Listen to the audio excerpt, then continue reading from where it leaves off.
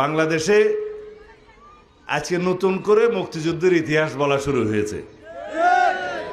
একটি দল বাংলাদেশ জামাত ইসলামী, যারা স্বাধীনতার বিরোধিতা করেছিল এই দেশের, তারা এখন মুক্তিযুদ্ধের ইতিহাস বর্ণনা করা শুরু করেছে।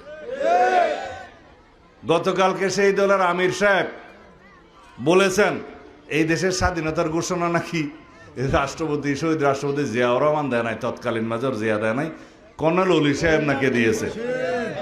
যে সমস্ত প্রলাপ বকা শুরু করেছে, এটা অস্বাভাবিক না। কারণ যারা বাংলাদেশের স্বাধীনতার বিরোধিতা করেছিল, তারা বাংলাদেশের স্বাধীনতার ইতিহাসকে বিকৃতি করবে, এটাই স্বাভাবিক। বাংলাদেশের মানুষ জানে আজকে তারা যে নবরূপে নিজেদেরকে মুক্তিযোদ্ধার দল হিসেবে প্রতিষ্ঠা করতে চায়, সেটা একটা প্রতারণা, ধোঁকাবাজি।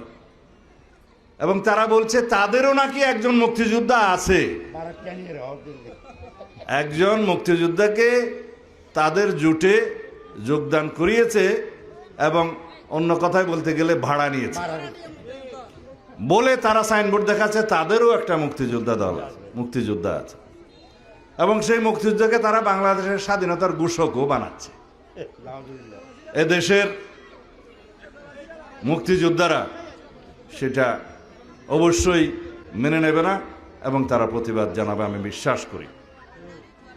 এদেশের সকল জনগণ, দেশপ্রেমিক, যারা স্বাধীনতার পক্ষের শক্তি, তারা প্রতিবাদ জানাবে, আমরা জানি। একটা রাজনৈতিক দলের একজন কর্মী হিসাবে আমাদের